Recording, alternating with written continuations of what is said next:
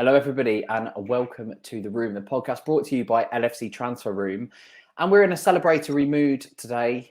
We're recording on Sunday night. It's the third podcast for you beautiful people this week because the transfer window is open and we are on fire at the moment. So we're cheersing to Liverpool Football Club, actually. And it's a school night, so I'm on a non-alcoholic beer, but the lads are not on their non-alcoholic beers. So we cheers you all for that. And we'll get on to why we're cheersing in a slight moment. But firstly, I'd like to welcome my co-host, or one of my co-hosts, Alex. How are you doing today, Alex? Yeah, good to be back on the pod again. Third time this week, maybe now, something like that. So yeah, news is picking up, which is good because there's no footy to actually talk about at the minute. So keeping us busy and giving us loads to talk about. So yeah, I'm glad to be back on. Yeah, I'd also like to thank everyone for tuning in over the past few weeks because our views have just gone through the roof. And, you know, that's probably because there's no football on this week and no one's got anything better to do. But I'd like to think it's the content that we're bringing you as well. And I'd like to introduce my my other co-host, Rigo. How are you doing? Doing very well, Richie. Very happy with the news of this weekend and thoroughly enjoying the off season at the present moment. It has. It's actually been a very positive start to the transfer window and to the close season as well. So let's start things off with the transfer roundup of all of the stories that is happening around Liverpool Football Club right now. Monaco are favourites for pushing for Takumi Minamino. They are leading the race for his signature, which Liverpool want between 15 and 17 million pounds, and that's coming from the ever reliable Paul Joyce, amongst others. Bayern Munich are considering Raheem Sterling as a backup for Sadio Mane after a second bid was rejected by Liverpool, and that was from the Telegraph. But since then, Fabrizio Romano, amongst others again, are stating that Bayern will lodge a third bid for Sadio Mane this week. That should be in line with what Liverpool are expecting. Nat Phillips and Neco Williams will be allowed to leave for around £15 million each, and that's from the Echo. PSV are preparing for Ibrahim Sangaré to leave as he has a £34 million release clause. That's from Edie Eindhoven, amongst others. Gavi is expected to sign an extension with Barcelona. He's asking for $4 million a year, but Barcelona have only offered 2 at the moment. That increases to $1 million every year. So 2 plus 1 plus 1, etc. Liverpool are willing to offer him $9 million a year, but his priority is to stay at Barcelona. And again, that's from various outlets. Liverpool scouts went to see Seydou Sow for Guinea. The AS Saint Etienne centre-back was recommended by Naby Keita, and that's from L'Equipe, the French outlet. And finally, Manchester United are looking to get Alex Oxlade-Chamberlain, and that's from Alex Crook on Talk Sport. Again, you know, looking at some of those things, there are obviously things that you can quickly cast aside. There are some that might have some depth in there. Rigo, I'll go over to you first. Is there anything there that you would like to discuss from the transfer roundup? Definitely. There's apparently a lot of interest with regards to Minamino, which is very nice to hear. You know, especially after the last season where we kind of loved him out to Southampton. It wasn't really successful, but he definitely turned it on this season and was very key player throughout the season, especially in our cup tournaments. Seeing him that there's definitely interest and that he can progress with his career and become a starter again, that's something very good to hear. Personally, as far I'm definitely a fan of his, and also, you know, we need that transfer money coming in to definitely fill up the coffers there. Apart from that, kind of interesting the Raheem Sterling shout there. I definitely rate Mane over Sterling there. I'm not sure if Sterling would want to go to the Bundesliga at this point. I know he's made interest, kind of moving on to Spain if he were to leave the Premier League, but that one seems a little bit off. And apart from those are the ones that jump out to me the most. Okay, over straight to you, Alex. Yeah, with the Sterling point, I think what it is at the minute is Man City have done so well at bulking out their attack with good depth. It's starting to sort of bite them on the bum a bit now. You look, Jesus is obviously looks like he's out the door this summer, but Sterling's got a year left on his deal, and Chelsea, Arsenal, Bayern obviously now all interested. So it's weird to see that Bayern may turn ahead to someone that isn't Mane, which would be quite an awkward situation for him because he has particularly made it known that he thinks he should leave this summer. In regards to Minamino, I'm actually a bit gutted about this. I thought he was a good player to have around. He was, a cut player, but from my perspective, it was like he understood that and he relished that, and he was there to be that part of the team when he needed to be and do it well. And it was like he had no issue in doing it. And I think you don't get many players like that knocking around. In regards to Nico and Nat Phillips, they're never really going to be able to break in. You're probably the best positions on the pitch for us. Right back. You're not going to be able to get over Trent, and centre half as well. So it'd be good to raise funds for them, and as well as Ox. I think as his injuries kicked in, I think we sort of surpassed them, and I think that's been the case for a year or two now. So all good with the funds being raised there. But I am a bit gutted about Minamino at the same time. Yeah, I think you're right with Minamino, who's happy to be a rotation player. I mean, the same with Divock Origi. There's no striker, I don't think, in the world that can have so much impact as what Origi had, and also be happy to sit on the bench and just come on when Liverpool need a goal and deliver a goal. But it looks like Liverpool are sort of evolving from those types of players where they're just in there for the cup, because they're bringing in Carvalho, who you would expect, to take Taki's minutes, maybe alongside Elliott or Jones. And with Origi, hopefully, we've got a Uruguayan sensation on our hands that we won't need anyone to come off the bench anyway. So we'll see about that. I think Bayern Munich are being very smart. I think that they're saying they're looking at other options before putting in that third bid, if I'm honest, because it's quite clear they want Sadio Mane. Mane wants Bayern. It's a match made in heaven, let's be honest. So yeah, it's a nice little tactic really from Bayern, because they're going to probably put in a third and final bid, and if they want people to know that we're not just after Mane, actually we'll go and get someone else. It's probably what I'd expect Liverpool to do. So it's a nice negotiation ploy there. As for Nat Phillips and Nico Williams, if we can get 15 million for them each, I think that's an absolute steal, because as great as Nat Phillips was, and we would not have ever made Champions League football without him, he deserves first team football, and Nico showed this year at Fulham. He deserves first team football too in the Premier League, because he had a sensational season. So both of them, I think is the best move for both club and players, really. And also it's driving up that, like Rigo said, it's driving up, that income for Liverpool Football Club, that perhaps, and we might discuss this later on, there might be a midfield target that we're looking at as well, that those funds could perhaps cover. So for me, it's something that I don't believe the Oxlade-Chamberlain to Manchester United hype at all. I think that they'll probably go out and get Frankie de Jong.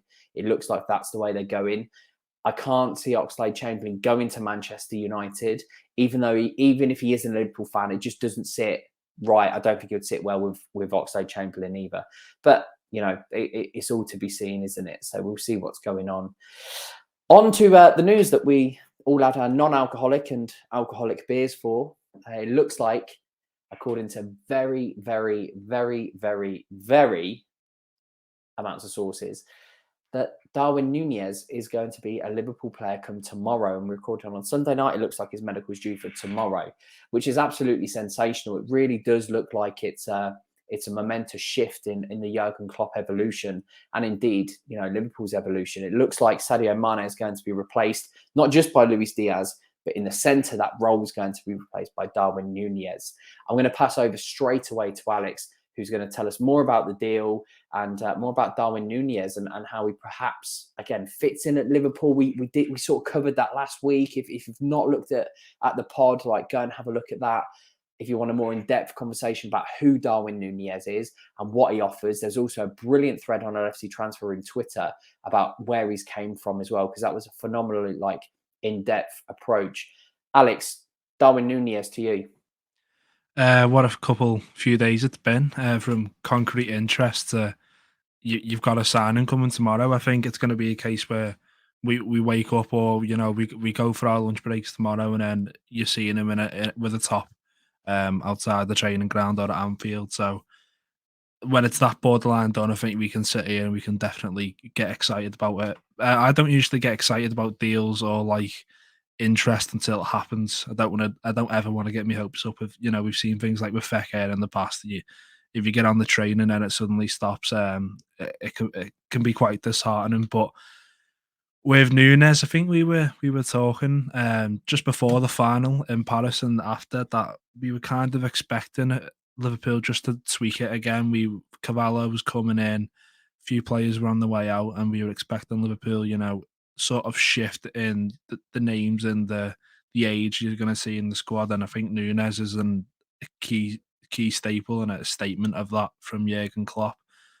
We also talked about in the last pod to do with the stats and stuff, so make sure to give that a listen if you want a detailed rundown. But I think in terms of what we're going to see out of the team with Nuñez in it, I think all those crosses, high volume, good quality crosses, are going to get even more product at the end of it. So expect that Robertson, Trent's assist tally to go up even more. His run, in the box, what we've seen is insane. His non-penalty goals, the fact that tallies the majority of his goals. He takes a few pens, but most of his goals, his non-penalty goals, 97 percentile of what he scores. So these incredible stats that he's putting up in the Champions League and in the Portuguese league, most of them are from open play. So expect to see tons of goals out of him, especially with how we create. So I think we could see that tweaked, but with such a colossal in the box and a dynamic one of that, I can just see him. They're going to try. Oh, we'll double him up. Oh yeah, but there's Diaz, there's Salah on each shoulder. I think it's going to cause a lot of problems for teams trying to defend against Liverpool next season. I like what we said about Trent and obviously Robbo, but you got the likes of Van Dijk and Thiago who can obviously ping a ball as well. And I've seen so many tweets on social media that says, Trent running down the ring, no options, ping it in the box because fuck it, Nuñez is there, and it is going to be a bit like that perhaps as well. So, the Liverpool defenders and the wing backs and the midfielders should be relishing, and Salah as well. It goes without saying that Salah was actually the best playmaker in the Premier League last season, which sort of went a little bit unnoticed, but he's going to be raking in the assists too. So, we'll see what happens there. Rigo, straight over to you with Nuñez. Yes, Nuñez, agree wholeheartedly with all the points Alex made earlier. I think there's definitely a knock-on effect throughout the whole squad with his acquisition.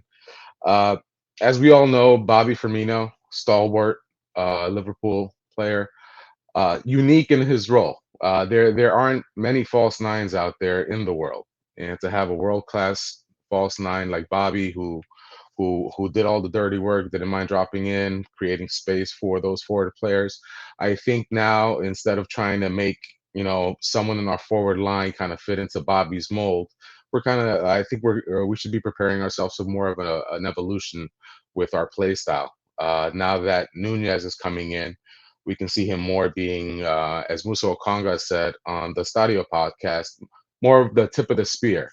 As we know, we didn't score in any of our finals that we were in this season. We won 2 of them on penalties, and I think Klopp and the rest of the managing squad kind of took a look at that and said, we need to have more finishing. We need to be there when the moments arise and have a little bit more class up front. And having Nuñez there definitely will occupy those 2 center backs if they're playing a back 4. Or if they're playing a back 3 with the combination of Diaz and Salah, I think there's way too many options right up front on that back line to kind of cover them all. And the knockdown effect on that is we can probably expect not only if not more assists from our wingbacks, I think we can actually expect more goals from our midfield, because with those center backs being a little bit more occupied, they're drawing them in a little bit more. I think our midfield players will have a little bit more room to operate and a little bit more space to kind of shoot from outside the box to create those dangerous chances there. And now with obviously Carvalho coming in, how Klopp decides to implement him, whether it's on the wing or through the middle, I think that's something very interesting to go along with the options we already had with Elliott and Jones, who loves to shoot it from outside the box. So this is all very exciting for me. I think we had our 3-year run there, 4-year run with a false 9 and kind of the same play style. I think we will definitely be a lot more aggressive moving forward. I'm wondering whether or not we move to a 4-2-3-1 now with a double six there, either Thiago or Henderson accompanying, Fab, or maybe one of those midfield options that we'll get to. But I think it's an evolution of this team. I think we definitely can expect a lot more excitement and a lot more productivity from our midfield as a knock-on effect of bringing in Nuñez. I think, touching on what you said about Carvalho and Firmino, I think Bobby is absolutely indispensable to the squad. He's the second most played player, I think, under Klopp, actually, and his involvement in that team is so underrated, and he does go so underrated because he's not that out and out goal scorer. I think he had one season, I think it was the 2019 season, perhaps, that he did score quite a lot of goals. He's just phenomenal. He's got the second most goal and assist rating behind Salah as well. So he is so indispensable, I think, to this Liverpool team, and he could definitely play a 10. He played that 10 in Hoffenheim, didn't he? He came to Liverpool and made the false 9 role cool again, and it was his role, and no one else in Europe could have played the way that he played. So I'd love to see him play as a 10 behind Nuñez, because that would be very exciting in that double pivot role. Especially with Carvalho learning off him. I think that could be something, for the next 10 years that Liverpool could completely, go for and hopefully, put teams to the task, because we do struggle against low block teams. But if you're playing with a 10 and an out 9 with 2 wingers who can cut in and inside and score, it's going to take a lot of stopping. Let's talk, very, very quickly about this net spend, because we look like we're going to get around about 40 million for Mane, 17 million for Minamino. That's 57 million going towards, Darwin Nunez's 64 million pounds fee, which, adding on to the players that we've already mentioned, the likes of Phillips and Williams, amongst others as well, that looks like Liverpool might be able to spend in the market even further. So it looks as if, with the links to Tchouaméni, we might be in for another midfielder. Now, I mentioned in the transfer roundup that one Ibrahim Sangaré has a 34 million euro release clause, which is pretty much a drop in the ocean. Liverpool could actually bring him in if the links are true, and if they're actually interested and these links are concrete. We'll never really know until a lot further down the line, I'd expect. We could very much break even, but bringing in the likes of Calvin Ramsey, who we need to discuss on another podcast, he always sort of gets shifted, and I feel really bad because he's a great talent. Carvalho, Nuñez, and the midfielder, and we could still break even. And that's how business is done, lads. That's how you do transfer business. What we're looking for in this midfielder, is Sangaré one for you? I mean, I'll come back to my thoughts, but Alex, what do you think Liverpool need in that midfield? Who would be the players that you would like to see come in? I think it all really depends, doesn't it, on this season coming up. I think if we're going to play a double pivot or we're going to stick to a 3, that will obviously have a lot to say what type of midfielder. I think Sangaré, he's in the mould of Fabinho, you'd say. It's quite a basic comparison to sort of drum up between the two, but they are very similar in what they do. But if you're going to go for a 3, I think what we need is a bit more directness in the midfield. Henderson, he likes to shift it side to side, keep it ticking. Thiago, we've seen, he is perhaps more a bit direct, and the passes from Van Dijk are direct as well and out wide. But I think we need someone with drive. I think that's what it screams for. Yeah, since Klopp come in, when he signed Ox, we all thought Ox was going to be this player who's got the drive in, but it didn't work out. So someone who can carry the ball, I'd say, with feet, a box to box in 8. I think ideally, because we've got an anchor, we've got Thiago, a player who unique to himself, an incredible passer, but also an incredible retriever of the ball. Someone who wins the ball back really well, which complement each other greatly. So I'd like to see a box-to-box option, someone with a bit of thrust. Sounds to me like you're describing the Naby Keita of RB Leipzig. to be fair. And I think that's perhaps what Liverpool thought they were for purchasing. And we've gone through Navigator several times before on this podcast. I'm still a fan. I still think he can do it. But it also sounds to me like you're describing maybe a Nicolo Barella as well, who is a bit of a talent. He sort of like Barella is one that like after the Euros, he like just shot up and everyone wanted him and he never made that move. So perhaps there's something in the pipeline. Rigo, over to you. Yes, as Alex was saying, it kind of depends on the shape that Klopp wants this team to play in. If we're going apples to apples, the one, as you mentioned, would be Sangaré to match up with Fabinho to kind of provide the same kind of backup for him or put them both in the midfield together. But as far as the drive coming from midfield, as I mentioned before, it depends on where Klopp envisions some of these players. That drive could come from Carvalho, Elliott, Jones, perhaps, and then at that point we do need more of a cover on the back end. So a Sangaré would definitely make a lot more sense. There's no direct backup for Fabinho unless we're counting Henderson, which in my mind I'm a little bit already there. As we saw towards the end of this season, Henderson made a lot more cameos coming off the bench. He was rested a lot more often. And obviously stepped in for Fabinho those few matches where he got hurt before the CL final. So it depends on how they want to go about the midfield. But as far as targets myself, players I'd love in Liverpool red, Barella would be awesome. Carlos Soler from Valencia. There's rumblings there as well. I think he's another fiery player who can be that box to box midfielder for us. Gavi would be someone terrific as well, kind of continuing that youth movement that we're on now. As we're seeing the relative age of this squad is dropping down, which is good because we obviously, the way we play, there's only a certain amount of miles in our players' legs, and the way we play high intensity, I think we do need those young legs with quality coming in.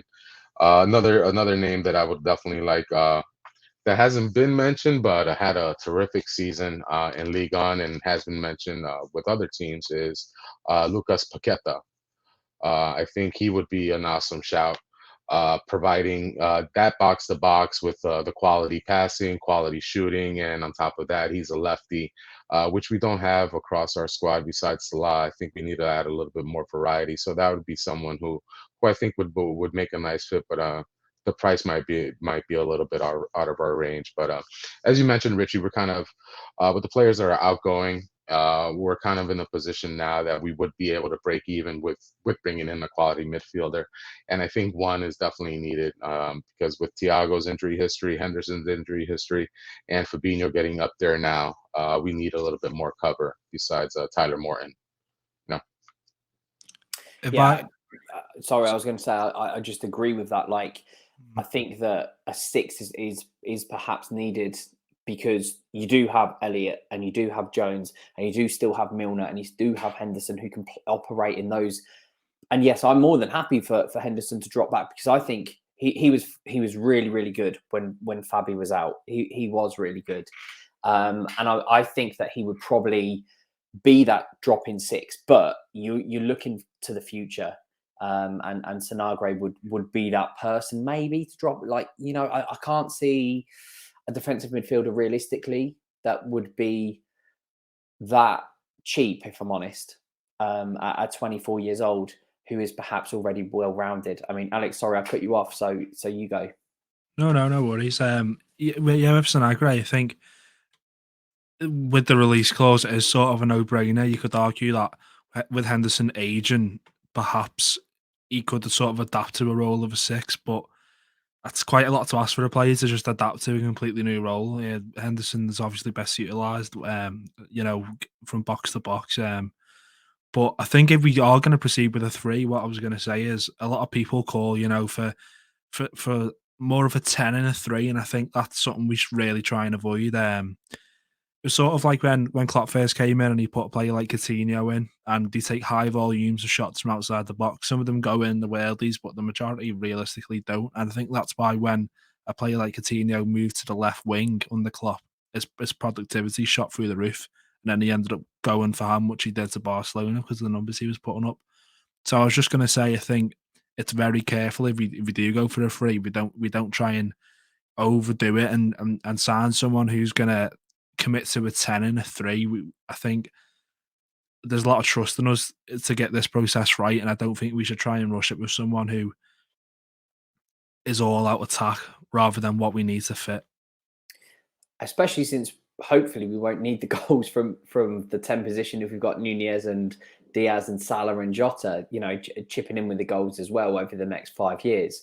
So yeah, I completely agree. I mean, listen, the elephant in the room is Jude Bellingham, and I think that is the ultimate player that Liverpool need, which is why I think they perhaps will go for a 6 this window, because they know that Bellingham will be on the market next window. Dortmund don't have to sell this year, and he's got a couple of years left, and Haaland's obviously just gone. They're not going to deplete themselves too much. So Bellingham would be that natural person to come in. And I've mentioned like many times on the podcast in previous months and years even, that there's no denying the fact that Bellingham's father, in fact, is a massive Liverpool fan. He's an absolute scouser, hence the name Jude. So it looks destined, hopefully, that Liverpool will get their man if Bellingham wants to come. Again, it might be the same as the Nuñez deal. It might be that there are several clubs in for Bellingham, and I'd fully expect them to be. But Liverpool put a bid out there. Bellingham wants Liverpool. Job done. And that's what I'm hoping for this time next year. I think it'd be a bit of a pipe dream perhaps this year, because Dortmund, as I mentioned, don't need to sell. So perhaps this year is actually that evolution in the 6 role. Sangaré or whoever else, if you want to comment in the comments, obviously, whoever else you would recommend. But it looks like Sangaré would be a pretty much simple and straightforward deal. It's 34 million euros up front. Thank you very much. We're, going to offer you this much, and that's that. So we'll see what's going on in that midfield position. But listen, times are so positive, at Liverpool right now. And if we are doing everything that we say we're going to do, I think we're spoiled bringing in another midfielder, if I'm honest. So for me, anything above Nuñez is a bonus. I know that some people say we have to have a midfielder, and we perhaps do to compete with City, but we're going to compete with City regardless. I genuinely think that. And a lot of people are saying it's going to be out of Nuñez and Haaland who gets the golden boot. How disrespectful to Mo Salah. Mo Salah's still going to win it, So we'll see what's going on. Any final thoughts, Alex, on anything we've discussed today or anything for the future of Liverpool?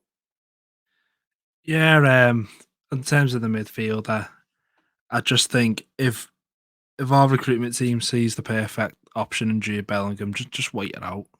Just wait it out. If the perfect player is there, then just wait until you can get him. Should the time obviously not be too much of an issue. I don't think a season is too much of an issue. And then in regards to Nuñez, obviously the elephant in the room, I think you see all these like, 100 million, this and that. It's not 100 million, is it? It's 64 to 7 million pounds with add-ons that might not even get added on. Like, hopefully they do, because that means success for us. But I'm not questioning the expenditure of this deal. I'm all for it. Spend as much as they think they need, because they've proved to us time and time again that they get it right. They've not got it wrong since Klopp's come in. So just let them do their thing. If they're putting this much on a player, then expect big things. That's all I can really say on that. We've not actually touched on it, but Nuñez is set to sign a 6-year deal, which is unheard of. Like apparently rumoured £98,000 a week for 6 years. That's incredible. Like, so Liverpool don't even have to renegotiate for another 3 or 4 years unless he's worth more than that. And in which case, well, fine then, because we've got an absolute diamond in the rough. But if not, we've got 6 years at 98k, which is far less than Sadio Mane. And that's for a 22-year-old. I mean, he will be 23 because his birthday is later on this month. So he's going to be 29 by the time his contract expires. That is one hell of a bit of business from Liverpool Football Club. And he was a Van Dijk recommendation as well. And he scored past Alisson. I don't think Van Dijk would recommend many strikers. To recommend a striker, he's got to think, bloody hell, Mo and Mane don't even do that to me in training. So that speaks volumes to me. Yeah, he compared him alongside Aguero, Messi, etc. So he described him as a monster, and Klopp said he's a good-looking boy. So that obviously swung it for Klopp as well. So being a good-looking boy helps. So if any potential Liverpool stars out there get yourself down to the dentist and get your teeth whitened, and that might help your claws as well. Rigo, any last thoughts? Yeah, kind of touching on that 100 million there. There's even been like some photoshopping done of, instead of being 100 million euros, 100 million pounds instead, or vice versa. This is our first really big transfer acquisition since Allison, and that was back in 2018. And since then, that old club in Manchester brought in like 6 or 7 players around the same transfer outlay, when you include when you include the huge salaries that they're paying. So I think there's really no comparison between that club that's a little 1 point better than us last season and us. Uh, you know, so I think all that is just a little bit of the hater in them, and a little bit of fear that has crept into them, not only from Man City, but from the other clubs as well. I'm sure they're tired of us, being the only competition to Man City, and now that we've got a reinforcement there, even more, they'll be happy to cast stones. But it's very exciting to have him in. Hopefully, it portends to another move once we have a couple of more of these players finalizing their moves out of Liverpool. So definitely looking forward to what's to come these next couple of weeks. And as Alex said, if Nuñez came with a Virgil van Dijk recommendation, I think there's nothing more to say. This guy's going to come in, and barring injury, he's going to tear it up. And I'm very excited for this upcoming season. Not only our starters, our starting 11, but I'm very excited for our cup lineups as well. We have so much youth coming in. Players outgoing that are mid-20s, 30, approaching their 30s, and we have so much youth coming up that it's going to be fun watching those youngsters play. So very exciting times. Yeah, and a massive shout out to the cup competitions this year, because there's no way that Takumi Minamino goes for 17 million without those cup competitions. So it's going to be telling times and testing times as well for Liverpool. That does look like with the World Cup, a lot of them are going to be playing 60+ games this season. So we need the depth. FSG needed to spend the money, and fair play that they did. I'm not an FSG in, but I'm certainly not FSG out. I think that's a conversation for another day. But listen, they put the money where their mouth is. And, Klopp said he needed a new goalkeeper after the Madrid final, and they brought in Alisson. He said he needed a centre-back, and they brought in Van Dijk. They're not afraid to splash money where it's needed. So, yeah, it's good times for Liverpool. Listen, on the Haaland thing, really quick, I've seen so many things on Twitter saying that we've paid 100 million euros for Nuñez and Haaland only cost 64. Let's just break that down a little bit, because it's not just 64, okay? Plus another 30 million in agency fees. So now we're on 94. So we're actually getting over the Nuñez initial fee by 30 million euros / pounds, depending how high they rise. But Haaland's wages are £375, not £375 a week, £375,000 a week. Man City only wish that. Again, that is like quadruple Nuñez's. So they are paying over the odds. So all of these narratives that you hear, and all of these things that you hear about Haaland being cheaper than Nuñez, yes, the initial transfer fee was, but altogether it's not. I think people have been reporting that the Haaland fee, and he may well be worth it, is going to cost round about £250 million. And listen, this guy's a machine. He is a machine. I'm genuinely scared of him next season. I'm pretty sure Van Dijk will have his number, but he is a machine and he's probably worth it. He has broken down, though. So that might be one saving grace for us. But the other thing, I think you made this mention on the last podcast as well. Haaland had a release clause. So they negotiated that when he moved to Dortmund. So that pretty much put, the ball in his court as to where he wanted to go. And obviously those big clubs would be the ones to be able to pay that release clause without batting an eye. And the other thing is, Daddy Haaland received his cut of that transfer move as well. So when you tack on the money that they paid to him, we're well over 100 million pounds as far as Haaland coming in. But kudos to them. They have it rigged where they can sponsor themselves however many millions, and et cetera, et cetera. But the proof is in the pudding, whether it comes to parades, murals, fandoms, celebrities. Liverpool is number 1. So that's my point. I think with Haaland as well. The games he played last season have declined from the previous, so he's picking up knocks. And what sticks out to me most with him is he a Pep player? I know he's obviously a phenomenal talent, but with these sort of big strikers, I think Pep's kind of not hit and miss, but we've seen him mismanage them and have issues with them. Players with personalities like Ibrahimovic and stuff like that. So I think that there could be one or two spanner in the works there that perhaps haven't been considered. But I'm not knocking the talent he is, but I'm just trying to maybe talk myself that he won't be as ruthless as I hope. That man is made in a lab. I'm sure he's an absolute machine. I can't wait to see him in the Premier League, apart from obviously play against us, because I think he's going to tear it up. I can't wait to see Haaland versus Nuñez and Salah, if I'm honest. It's going to be one hell of a competition next year. But listen, that's all we've got time for today. Thank you so much for all of the views and all of the listens. Like, you guys have like skyrocketed us to something that we could never dream of. Thank you for dropping those 5-star ratings on Apple, and thank you for dropping those 5-star ratings on Spotify. You could do the same again. Subscribe to YouTube. We'll always get back to you if you leave the comments as well. And thank you so much, to all of you. We're only getting started here at Liverpool Transfer Room, and we look forward to communicating and bringing you the rest of the couple of months that we've got left in the transfer window before we kick in and win the Premier League again. So here we go. Thank you very much for staying with us, and thank you very much for listening. As now and as always, up the Reds. Darwin Nunez. See you soon.